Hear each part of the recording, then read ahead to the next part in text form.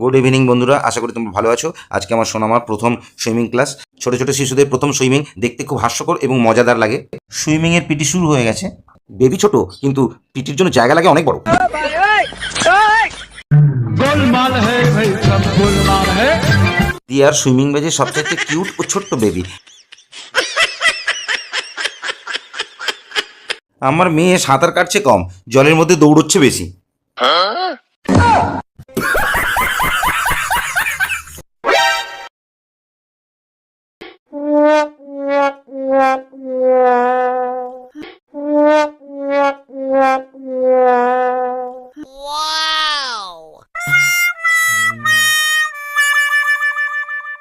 哎呦我的妈！